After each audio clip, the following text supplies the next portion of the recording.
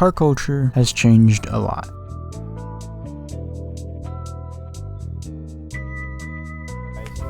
Before social media, before all the algorithms, before going viral was such a huge thing, car culture was a lot smaller, and not just better, but even though there's a lot of different opinions about it right now, it's just different, and I feel like now all the builds that you see are rushed. It's like you'll see a person buy a car and they're like, alright guys, next video we're doing an engine swap, we're putting on some silver coilovers and we're sending this thing to the track. I'm just like goddamn, where's the process and enjoying the process of building the car? It's lost, it's not there anymore.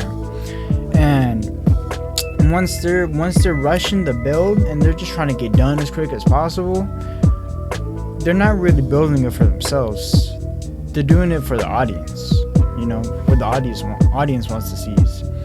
And that's not what it's supposed to be about. It's supposed to be about building it for you and enjoying the process of building, right? And I guarantee you, all these people that build these cars week after week, they're not enjoying the build process. They're thinking, I gotta get this car done for the next week so I can start another video.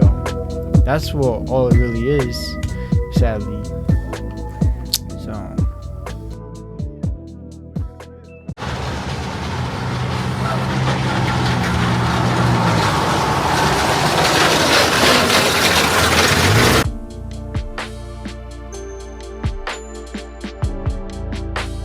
So social media did not inherently kill or ruin car culture, right? If anything, it did elevate it.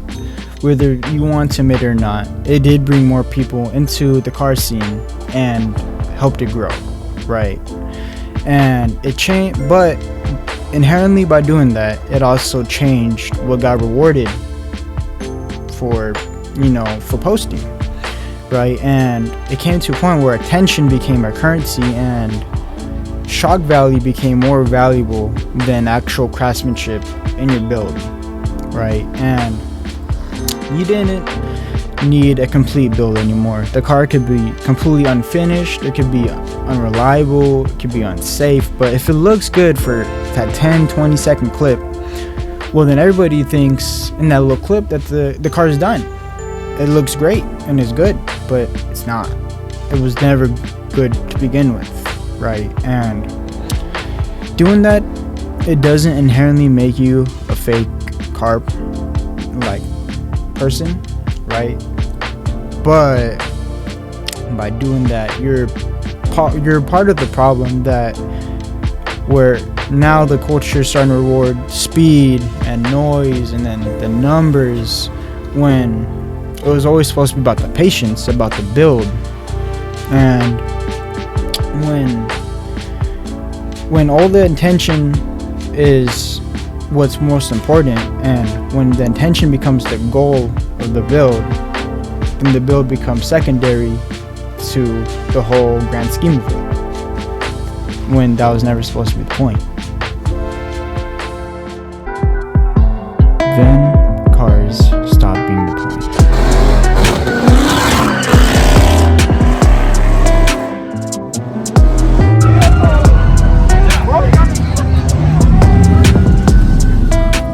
So takeovers essentially only happen because there's no barrier of entry at all for them, right?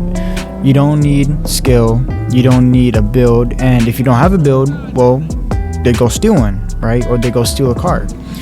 And because of that, they don't care if the car gets banged up, messed up at all, and they just thrash it around, and it brings a whole bunch of risk around them and the people around them. And because of that, a lot of people latch onto that for views, obviously.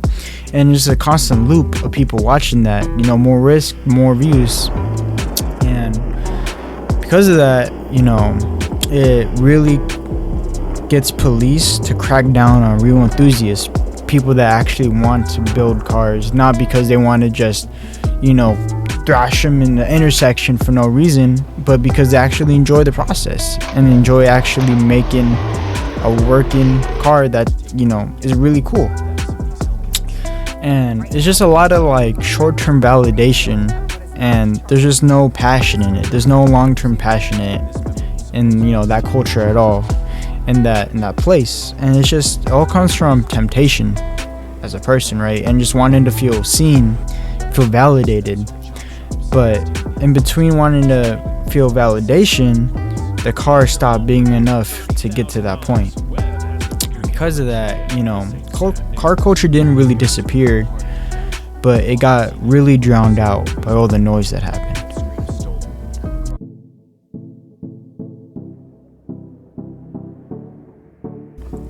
So after the whole last segment, right, is car culture gone? No, it's not gone, guys, obviously, right?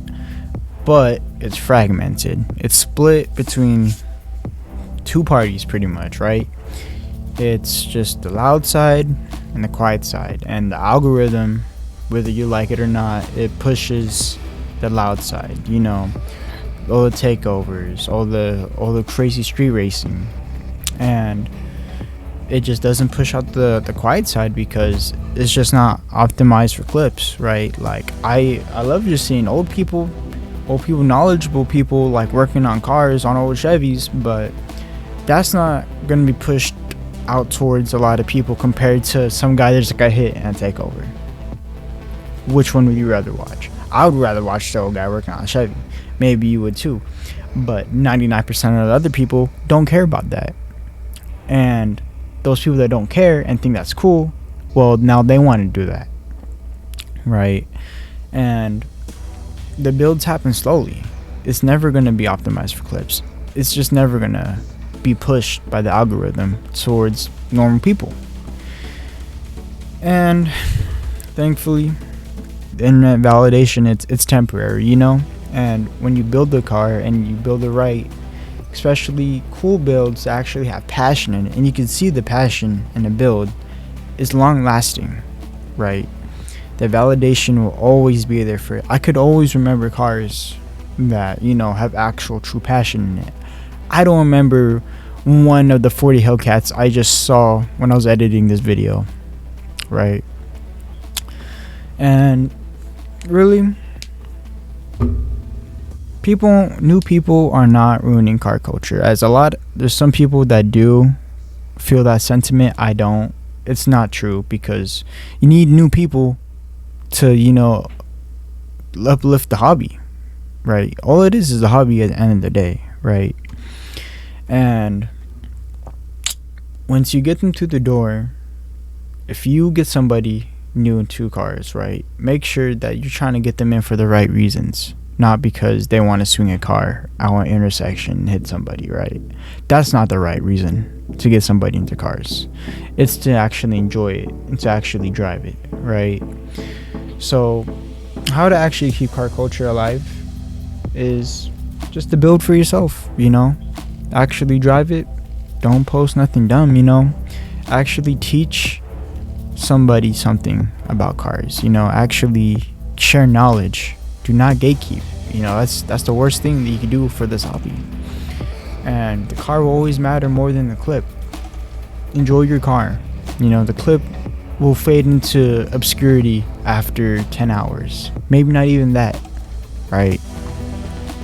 So, car culture doesn't really need to go back. We're so far up ahead, but car culture lives wherever somebody decides the build matters more than the attention. And I forgot to add this last piece, right? If you're building a car, and if you're just barely learning, and if you're just driving around the car and you're just thinking about getting into it and you really want to build, you're part of the car community already at that point, and that's enough, as long as you're in it for the right reason. So hope you guys enjoyed this video. You know, subscribe and like. I work very hard on this one, and I'll see you guys in the next one. Bye bye.